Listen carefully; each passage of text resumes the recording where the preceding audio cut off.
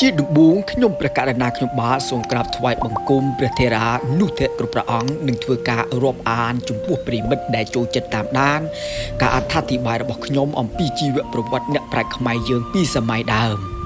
នៅក្នុងគណៈពេលនេះខ្ញុំសូមធ្វើការអត្ថាធិប្បាយជីវប្រវត្តិរបស់លោកខៀវសំផនលោកខៀវសំផនកើតនៅខេត្តស្វាយរៀងនាថ្ងៃទី27ខែកក្កដាឆ្នាំ1931ត្រូវនឹងឆ្នាំមមែឃុំរំជែកស្រុករំដួលខេត្តស្វាយរៀងភូមិភាគបូព៌ានៃព្រះរាជាណាចក្រកម្ពុជាឪពុករបស់លោកមាននាមថាខៀវឡុង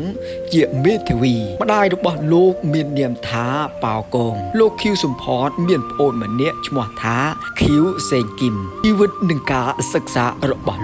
លោកខៀវសំផនបានរៀនចប់ថ្នាក់បណ្ឌិតផ្នែកសេដ្ឋកិច្ចនយោបាយនៅទីក្រុងប៉ារីសប្រទេសបារាំងនាឆ្នាំ1959ព្រោះលោកបានទទួលអាហារូបករណ៍ទៅរៀននៅឯប្រទេសបារាំងក្នុងឆ្នាំ1955ហើយបានបោះពុម្ពផ្សាយនិក្ខេបបទថ្នាក់បណ្ឌិតរបស់ខ្លួនអំពីការអភិវឌ្ឍសេដ្ឋកិច្ចនិងឧស្សាហកម្មនៅកម្ពុជាបន្ទាប់ពីលោកបានត្រឡប់មកកម្ពុជាវិញទូនាទីនឹងការប្រឡូកចូលនយោបាយរបស់លោកខៀវសំផនបានក្លាយទៅជាសាស្ត្រាចារ្យបន្ទាប់មកត្រូវបានតែងតាំងជារដ្ឋលេខាធិការក្រសួងពាណិជ្ជកម្មនៅក្នុងឆ្នាំ1962ក្នុងរបបសង្គមរាស្ត្រនិយមនិងបានបង្កើតកាសែតមួយឈ្មោះថា L'Observateur ដែលមានទិសដៅឆ្លុះបញ្ចាំងមនសិការរបស់បញ្ញជនគ្រូបង្រៀននិងមន្ត្រីរាជការមួយចំនួនធំដែលគាំទ្រនយោបាយអព្យាក្រឹតរបស់សម្ដេចនរោត្តមសីហនុនៅក្នុងឆ្នាំ1962ដល់ឆ្នាំ1963លោកខៀវសំផនធ្វើជារដ្ឋមន្ត្រីជាន់ខ្ពស់នៃរាជរដ្ឋាភិបាលសង្គមរាស្ត្រនិយមដែលដឹកនាំដោយសម្ដេចនរោត្តមសីហនុដែលកាលនោះលោកមានឋានៈជារដ្ឋលេខាធិការក្រសួងពាណិជ្ជកម្មដែលមហាជនជាច្រើនសរសើរថាលោកជាមន្ត្រីស្អាតស្អំម្នាក់នៅក្នុងឆ្នាំ1960លោកខៀវសំផនប្រកាសឲ្យមានការតស៊ូមួយដើម្បីរំដោះទឹកដីកម្ពុជាក្រោមមកវិញនៅក្នុងឆ្នាំ1962លោកខៀវសំផនបានជាប់ឆ្នោតជាតំណាងរាស្ត្រប្រចាំមណ្ឌលខេត្តកណ្ដាលហើយនៅក្នុងឆ្នាំ1966លោកបានជាប់ឆ្នោតជាតំណាងរាស្ត្រម្ដងទៀតលោកខៀវសំផនបានរត់ទម្លាក់ខ្លួននៅក្នុងព្រៃនៅក្នុងឆ្នាំ1967ដោយមានការគំរាមកំហែងពីកងកម្លាំងសន្តិសុខរបស់សម្ដេចសីហនុហើយលិចបុកជាថ្មីជាមួយចលនាតស៊ូរបស់ខ្មែរក្រហមនៅដើមទសវត្សរ៍ឆ្នាំ1970នៅក្នុងឆ្នាំ1975គាត់ត្រូវបានតែងតាំងជាប្រមុខរដ្ឋនៃរបបកម្ពុជាប្រជាធិបតេយ្យនៅក្នុងឆ្នាំ1987គាត់បានជំនួសតំណែងប៉ុលពតជាក្បាលម៉ាស៊ីនដឹកនាំរបស់ខ្មែរក្រហមហើយនៅក្នុងឆ្នាំ1989គាត់បានធ្វើការជាតំណាងកម្ពុជាក្នុងសន្និសីទអន្តរជាតិស្ដីអំពីកម្ពុជានៅទីក្រុងប៉ារីសក្រោយពីព្រឹត្តិការណ៍បះបោររបស់កសិករនៅស្រុកសំឡូតខេត្តបាត់ដំបងមានការគំរាមចាប់ខ្លួនលោកបញ្ជូនទៅតុលាការសឹកហើយនៅថ្ងៃទី24ខែមេសាឆ្នាំ1967លោកខៀវសំផនបានបង្ខំចិត្តរត់ពីភ្នំពេញទៅលាក់ខ្លួននៅក្នុងព្រៃនៅខេត្តតាកែវនិងខេត្តកំពង់ស្ពឺដែលមានចលនាតស៊ូខ្មែរក្រហមនៅទីនោះរួមទាំងលោកហូយុននិងហូនឹមនៅខែកក្កដាឆ្នាំ1971លោកខៀវសំផនបានធ្វើជាប្រធានអង្គប្រជុំរយៈពេល2សប្តាហ៍រៀបចំឡើងនៅទីស្នាក់ការរបស់ប៉ុលពតនៅភូមិភាគឧត្តរដើម្បីពិភាក្សាថាតើត្រូវអនុញ្ញាតឲ្យសម្ដេចសីហនុ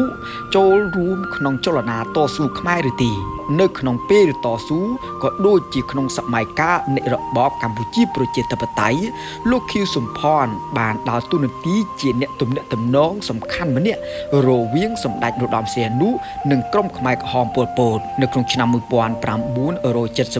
ដដែលលោកខៀវសំផនបានចូលជាសមាជិកនៃគណៈមជ្ឈិមបក្សកុម្មុយនីសកម្ពុជាហើយពាក់កណ្ដាលឆ្នាំ1976ត្រូវបានគណៈមជ្ឈិមបក្ស ក់ទទួលជាសមាជិកពេញសិទ្ធិក្នុងឆ្នាំ1974លោកខៀវសំផនគាំទ្រឲ្យមានការជម្លៀសប្រជាជនចេញពីទីក្រុងភ្នំពេញនៅថ្ងៃទី9ខែតុលាឆ្នាំ1975លោកខៀវសំផនបានចូលប្រជុំគណៈអចិន្ត្រៃយ៍ស្ដីអំពីការបែងចែកការងារហើយអង្គប្រជុំនោះបានចាត់តាំងឲ្យលោកទទួលបន្ទុកផ្នែករណសេរីនិងរាជរដ្ឋាភិបាលពាណិជ្ជកម្មខាងបញ្ជីនិងតម្លៃនៅថ្ងៃទី8ខែមិនិនាឆ្នាំ1976លោកខៀវសំផនបានចូលរួមក្នុងអង្គប្រជុំការងារមូលដ្ឋានស្ដីអំពីបញ្ហាបោះឆ្នោតនៅថ្ងៃទី20ខែមិនិនាឆ្នាំ1976និងអំពីសភាពការនៅតំបន់103និងតំបន់106នៃភូមិភាគឧត្តរនៅថ្ងៃទី30ខែមិនិនាឆ្នាំ1976តាមសេចក្តីសម្រេចរបស់គណៈកម្មាធិការមជ្ឈិមបក្សកុម្មុយនីសកម្ពុជាលោកខៀវសំផនត្រូវបានជ្រើសតាំងឲ្យធ្វើជាប្រធានគណៈប្រធានរដ្ឋនៃ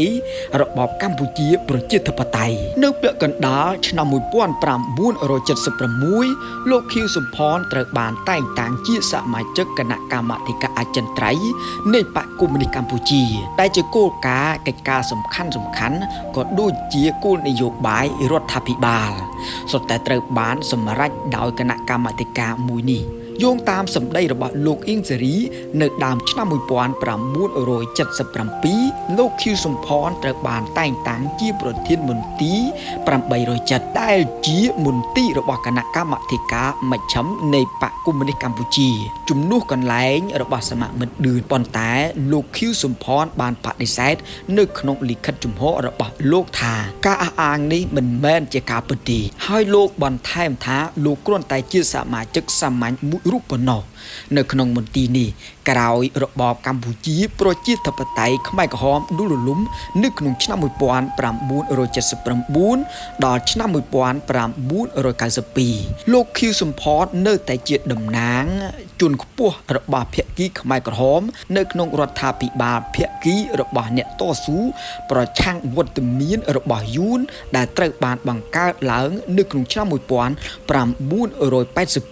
ជីវិតនិងបទអូក្រិដ្ឋដែលបានចោទប្រកាន់លោកខៀវសំផនកំពុងត្រូវបានការពារដោយមេធាវីកម្ពុជាម្នាក់ដែលមានឈ្មោះថាសសវណ្ណដែលពីមុនធ្លាប់ធ្វើជាទីប្រឹក្សាច្បាប់ឲ្យរដ្ឋសភាជាតិកម្ពុជានិងជាអ្នកជំនាញនៅក្រសួងយុតិធធម៌ព្រមជាមួយនឹងមេធាវីជនជាតិបារាំងឈ្មោះថាសាវេសេសដែលធ្លាប់ការពារឲ្យកូនក្តីជាច្រើនដែលទទួលបទចោទពីឧក្រិដ្ឋកម្មទាក់ទងនឹងភេរវកម្មនិងឧក្រិដ្ឋកម្មប្រឆាំងមនុស្សជាតិការរៀបអាពាហ៍ពិពាហ៍របស់លោកខៀវសំផនបានរៀបអាពាហ៍ពិពាហ៍ជាមួយនឹងនាងសូសុជាតិហើយបានទទួលជាចំណងដៃបុត្រាបុត្រីចំនួន4នាក់នៅក្នុងគ្រួសារជាចុងក្រោយក៏សូមធ្វើការអរគុណចំពោះបងប្អូនខ្មែរយើងទាំងអស់ដែលមានភក្ដីភាពចំពោះទឹកដីក៏ដូចជាប្រវត្តិសាស្ត្រហើយបើបងប្អូនណាដែលបានស្ដាប់ហើយមិនទាន់បានជួយចុច like subscribe និង share ក៏សូមបងប្អូនជួយចុច like subscribe និង share វីដេអូរបស់ខ្ញុំទាំងអស់គ្នាសូមអរគុណ